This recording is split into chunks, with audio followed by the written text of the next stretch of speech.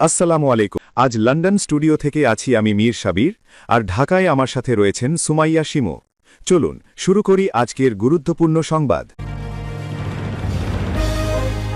আগামী ২০২৬-২৭ অর্থবছরের বাজেটে ফ্যামিলি কার্ড কর্মসূচির আওতায় ৪১ লাখ নারীকে মাসে ২৫০০ টাকা করে ভাতা প্রদানের ঘোষণা দিয়েছে সরকার। ১৪ দফা পরিকল্পনা বদলাতে যুক্তরাষ্ট্রের চাপ ব্যর্থ হওয়ায় ইরান নিজের অবস্থান থেকে এক চুলও সরে আসেনি। ইরানের কথিত ১৪ দফা খসড়া একটি স্পষ্ট বার্তা দিয়েছে, আলোচনা এগোতে পারে, কিন্তু শুধু ওয়াশিংটনের শর্তে নয়। ইরানি গণমাধ্যম অনুসারে এই পরিকল্পনায় নিম্নলিখিত বিষয়গুলো দাবি করা হয়েছে: ১. লেবানন সহ সকল রণাঙ্গনে যুদ্ধের অবিলম্বে ও স্থায়ী সমাপ্তি। নতুন অর্থবছরে দেশের ১০০টি উপজেলায় ৪২,৫০,০০০ কৃষককে কার্ড দেয়া হবে। বৃহস্পতিবার সংসদে অর্থমন্ত্রী আমির খসরু মাহমুদ চৌধুরী এই ঘোষণা দেন। তিনি ২০২৬-২৭ অর্থবছরের বাজেটে প্রাথমিকভাবে কৃষক কার্ড বাবদ ১,০৬২ কোটি টাকা বরাদ্দের প্রস্তাব করেন। পাকিস্তান নৌবাহিনীতে যুক্ত হল প্রথম হাঙর ক্লাস সাবমেরিন পিএনএস হাঙর। ১১ জুন ২০২৬ তারিখে পাকিস্তান নৌবাহিনীর প্রথম হাঙর ক্লাস সাবমেরিন পিএনএস হাঙর করাচি নৌঘাঁটিতে পৌঁছেছে। এটি চীন পাকিস্তান প্রতিরক্ষা সহযোগিতার অন্যতম বৃহৎ প্রকল্পের একটি।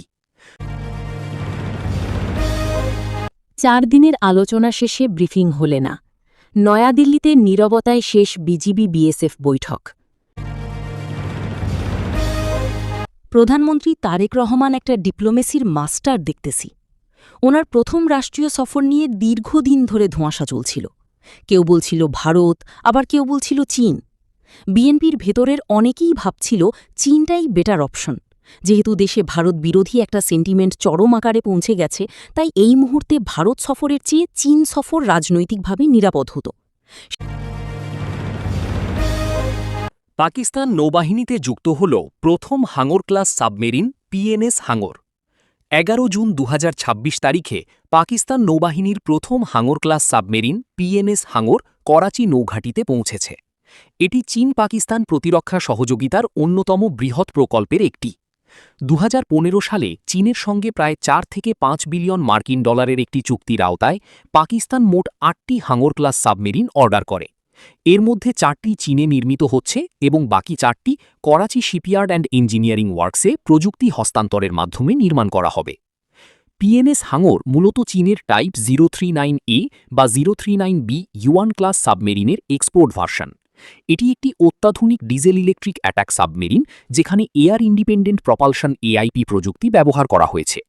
এই প্রযুক্তির ফলে সাবমেরিনটি কয়েক সপ্তাহ পর্যন্ত পানির নিচে অবস্থান করে গোপনে অভিযান পরিচালনা করতে সক্ষম, যা এর স্টেলথ ক্ষমতাকে উল্লেখযোগ্যভাবে বৃদ্ধি করে। প্রায় ৭৬ মিটার দীর্ঘ এবং প্রায় ২৮০০ টন ডিসপ্লেসমেন্টের এই সাবমেরিনে ৬টি ৫৩৩ মিলিমিটার টর্পেডো টিউব রয়েছে, যেখান থেকে হেভি টর্পেডো ও অ্যান্টিশিপ ক্রুজ মিসাইল নিক্ষেপ করা যায়। উন্নত সোনার, fire control system, electronic warfare সরঞ্জাম এবং আধুনিক সেন্সার ব্যবস্থার সমন্বয়ে এটি পাকিস্তানের আন্ডার ওয়াটার যুদ্ধ ক্ষমতায় বড় ধরনের পরিবর্তন আনবে। সাবমেরিনটির সর্বোচ্চ গতি পানির নিচে প্রায় ১৭ থেকে ২০ নট বলে ধারণা করা হয়। সাবমেরিনটির নামকরণ করা হয়েছে ১৯৭১ সালে বাংলাদেশের মহান মুক্তিযুদ্ধের সময় তৎকালীন মিত্রদেশ ভারতের ফ্রিগেট আইএনএস খুকরি ডুবিয়ে দেওয়া ঐতিহাসিক পাকিস্তানি সাবমেরিন। আগামী ২০২৬-২৭ অর্থবছরের বাজেটে ফ্যামিলি কার্ড কর্মসূচির আওতায় ৪১ লাখ নারীকে মাসে ২৫০০ টাকা করে ভাতা প্রদানের ঘোষণা দিয়েছে সরকার। সেই সঙ্গে বয়স্ক, বিধবা, প্রতিবন্ধী ও দুরারোগ্য রোগে আক্রান্ত ব্যক্তিদের ভাতা ও আর্থিক সহায়তা বাড়ানোর প্রস্তাব এসেছে। ৬৫ বছর বা তদূর্ধ্ব সিনিয়র সিটিজেন তথা জ্যেষ্ঠ নাগরিকদের জন্য ট্রেনে সম্পূর্ণ বিনামূল্যে ভ্রমণ এবং মেট্রো রেলের ভাড়ায় ২৫% ছাড়ের ঘোষণাও দেওয়া হয়েছে। অর্থমন্ত্রী আমির খসরু মাহমুদ চৌধুরী বিভিন্ন সামাজিক নিরাপত্তা কর্মসূচি সম্প্রসারণে নতুন বাজেটে ১,৪৪,৩৩৮ কোটি টাকা বরাদ্দের প্রস্তাব করেছেন। আজ বৃহস্পতিবার তিনি জাতীয় সংসদে বাজেট পেশ করেন। চলতি ২০২৫-২৬ অর্থবছরের সংশোধিত বাজেটে এ খাতে বরাদ্দের পরিমাণ ১,২৬,৭৩১ কোটি টাকা। 14 দফা পরিকল্পনা বদলাতে যুক্তরাষ্ট্রের চাপ ব্যর্থ হওয়ায় ইরান নিজের অবস্থান থেকে এক চুলও সরে আসেনি। ইরানের কথিত 14 দফা খসড়া একটি স্পষ্ট বার্তা দিয়েছে, আলোচনা এগোতে পারে, কিন্তু শুধু ওয়াশিংটনের শর্তে নয়। ইরানি গণমাধ্যম অনুসারে এই পরিকল্পনায় নিম্নলিখিত বিষয়গুলো দাবি করা হয়েছে: ১. লেবাননসহ সকল রণাঙ্গনে যুদ্ধের অবিলম্বে ও স্থায়ী সমাপ্তি। ২. ইরানের অভ্যন্তরীণ বিষয়ে হস্তক্ষেপ না করা এবং এর সার্বভৌমত্বকে সম্মান করার বিষয়ে যুক্তরাষ্ট্রের অঙ্গীকার। ৩. ৩০ দিনের মধ্যে নৌ অবরোধ সম্পূর্ণরূপে প্রত্যাহার। ৪. ইরানের পার্শ্ববর্তী এলাকাগুলো থেকে মার্কিন বাহিনীর প্রত্যাহার। ৫. ইরানের ব্যবস্থাপনায় ৩০ দিনের মধ্যে হরমুজ প্রণালী পুনরায় খুলে দেয়া। ৬. ইরানের তেল, পেট্রোকেমিক্যাল ও এর উপজাত পণ্যের ওপর থেকে নিষেধাজ্ঞা স্থগিত করা এবং সংশ্লিষ্ট আর্থিক সংস্থানে প্রবেশাধিকার। ৭. যুক্তরাষ্ট্র ও তার মিত্রদের দ্বারা কমপক্ষে $৩০০ বিলিয়ন মূল্যের পুনর্গঠন পরিকল্পনা প্রদান। ৮. পারমাণবিক বিষয় নিষেধাজ্ঞা শিথিলকরণ এবং জাতিসংঘের নিরাপত্তা পরিষদ ও আইএএ বোর্ড অফ গভর্নর্সের সংশ্লিষ্ট সদস্যদের অপসারণের বিষয়ে একটি চূড়ান্ত চুক্তিতে পৌঁছানোর জন্য ৬০ দিনের আলোচনা পর্ব ও প্রস্তাবনাসমূহ। ৯. পারমাণবিক অস্ত্র উৎপাদন না করার বিষয়ে ইরানের এনপিটিতে নবায়িত অঙ্গীকার। ১০. আলোচনা চলাকালীন এই অঞ্চলে মার্কিন বাহিনীর সংখ্যা বৃদ্ধি না করা এবং কোনো নতুন নিষেধাজ্ঞা আরোপ না করা। ১১. ইরানের জব্দকৃত $২৪ বিলিয়ন তহবিল মুক্তি, যার অর্ধেক আলোচনা শুরুর আগেই প্রদান করা হবে। ১২. একটি পর্যবেক্ষণ ব্যবস্থা তৈরি। ১৩. জাতিসংঘ নিরাপত্তা পরিষদের একটি প্রস্তাবের মাধ্যমে চূড়ান্ত চুক্তির অনুমোদন। ১৪. ইরানের জব্দকৃত তহবিলের অর্ধেক মুক্তি, তেল নিষেধাজ্ঞা স্থগিত এবং নৌ অবরোধ তুলে নেয়ার পরেই চূড়ান্ত আলোচনা শুরু হবে। আসল মোড়: তাসনিম বলেন, চুক্তির খসড়া পরিবর্তনের জন্য মার্কিন সামরিক ও কূটনৈতিক চাপ ব্যর্থ হয়েছে। হুমকি, হামলা এবং মধ্যস্থতার পথ ধরে চাপ প্রয়োগের পর ওয়াশিংটন কাতারের মাধ্যমে তেহরানকে জানিয়েছে যে তাদের সর্বশেষ সংশোধনীগুলোর আর প্রয়োজন নেই। অন্য কথায়, প্রচুর চাপ, কিন্তু দর কষাকষির ক্ষমতা তেমন নেই। এই খসড়াটির এখনও ইরানের সংশ্লিষ্ট কর্তৃপক্ষের চূড়ান্ত অনুমোদন প্রয়োজন। ততদিন পর্যন্ত তেহরানের বার্তাটি সহজ: কোনো অনুমোদন নয়, কোনো জল্পনা নয়, এবং ইরানের অলঙ্ঘনীয় সীমারেখা পুনর্লিখনও নয়। নতুন অর্থবছরে দেশের ১০০টি উপজেলায় ৪২,৫০,০০০ কৃষককে কার্ড দেয়া হবে। বৃহস্পতিবার সংসদে অর্থমন্ত্রী আমির খসরু মাহমুদ চৌধুরী এ ঘোষণা দেন। তিনি ২০২৬-২৭ অর্থবছরের বাজেটে প্রাথমিকভাবে কৃষক কার্ড বাবদ ১,০৬২ কোটি টাকা বরাদ্দের প্রস্তাব করেন। বাজেট বক্তৃতায় অর্থমন্ত্রী বলেন, কৃষিখাতে মৌলিক রূপান্তর আনতে এবং প্রান্তিক জনগোষ্ঠীর দোরগোড়ায় ১০টি সেবা পৌঁছে দিতে সরকার ১৪ এপ্রিল থেকে আনুষ্ঠানিকভাবে কৃষক কার্ড কর্মসূচি চালু করেছে। চলতি ২০২৫-২৬ অর্থবছরে এই কর্মসূচির প্রি পাইলটিং হিসেবে দেশের ৮টি বিভাগের ১০টি জেলার ১১টি উপজেলার ২২,০৬৫ জন কৃষককে কার্ড দেওয়া হয়েছে। মৎস্য চাষী, প্রাণী সম্পদ খামারি ও লবণ চাষীদেরও এই বিশেষ কার্ডের আওতায় আনা হয়েছে। ৪ দিনের আলোচনা শেষে ব্রিফিং হলে না। নয়াদিল্লিতে নীরবতায় শেষ বিজিবি-বিএসএফ বৈঠক।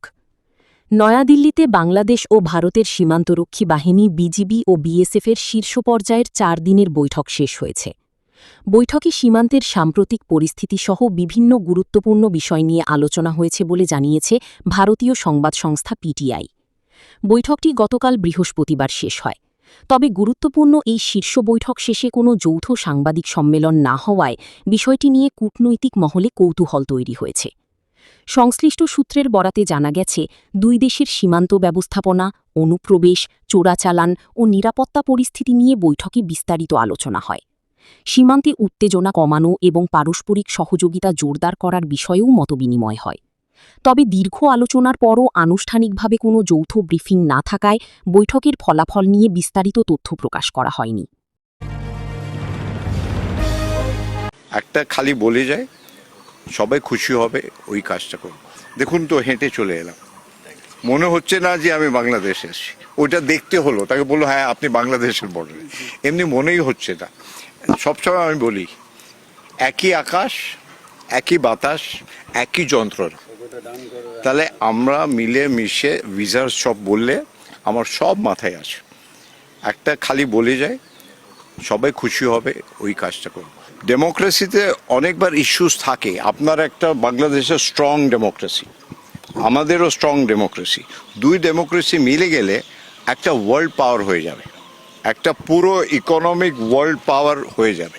কিন্তু এই মেলামেশাটা দরকার, আর এর জন্যে আমার যা দায়িত্ব আছে আমি নিশ্চয়ই পালন করব, কিন্তু আপনার সাপোর্ট থাকা দরকার, ওর ছাড়া কিচ্ছু হতে পারে না। আসসালামু আলাইকুম।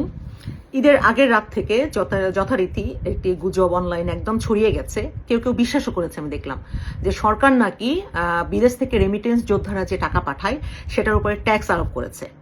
মানে গুজব বা মিথ্যা কথা একটা সীমা থাকতে হয়, এটা সেই সীমাও ছাড়িয়ে গেছে।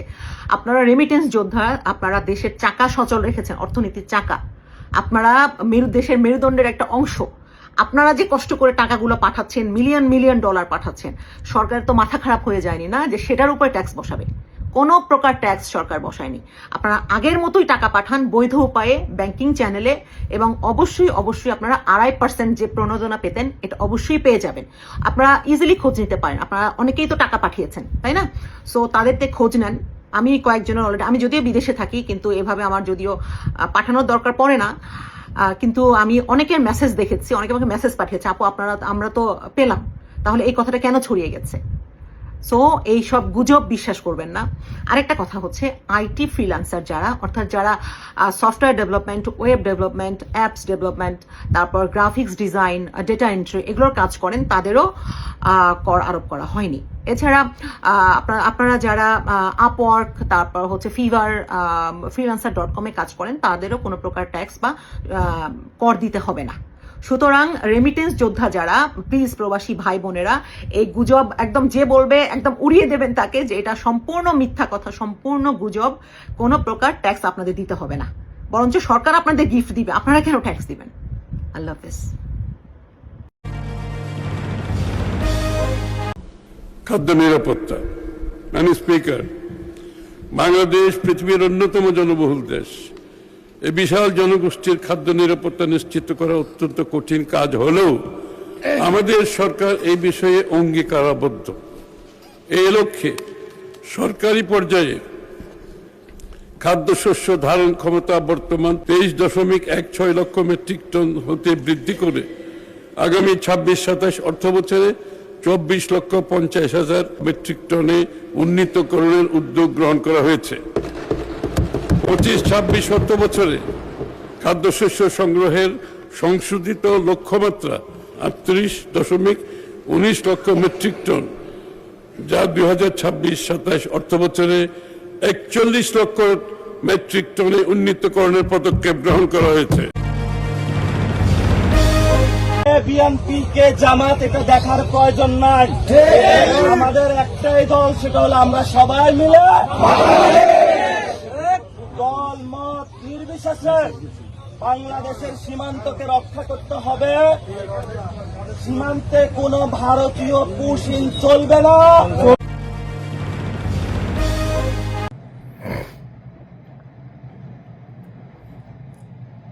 মোটা দাগে বলতে গেলে এই প্রথমবারের মতো একটি বাজেট, একটি সরকার তার জনগণের মানবিক দিকটি বিবেচনা করে বাজেট প্রণয়ন করেছে।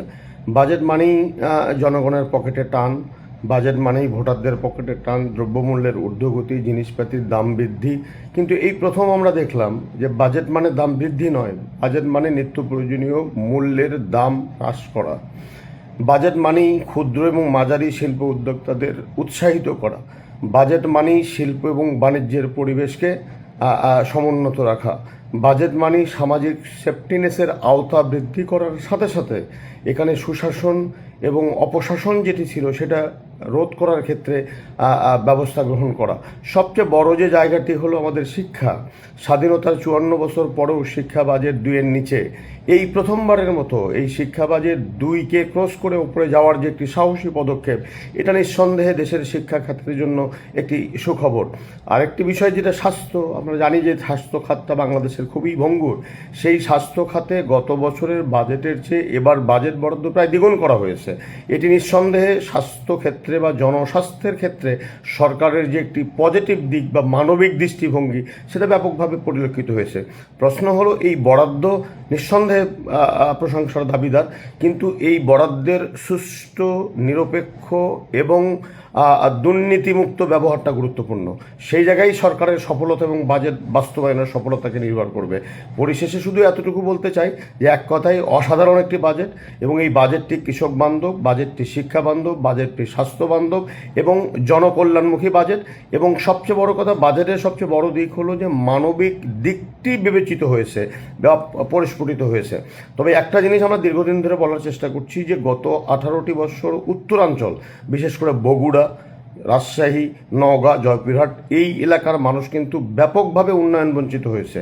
এবারের বাজেটে অন্তত যে এডিপি বলি আমরা, থোক বরাদ্দ বলি বা উন্নয়ন কর্মসূচি বলি, সেই কর্মসূচিতে রাজশাহী অঞ্চলের বা বগুড়া অঞ্চলের মানুষের ভাগ্য উন্নয়নের জন্য, কর্মসংস্থান সৃষ্টি করার জন্য যেন অধিক পরিমাণ উন্নয়ন কর্মকাণ্ড পরিচালিত হয়, সেটা আমরা প্রত্যাশা করি।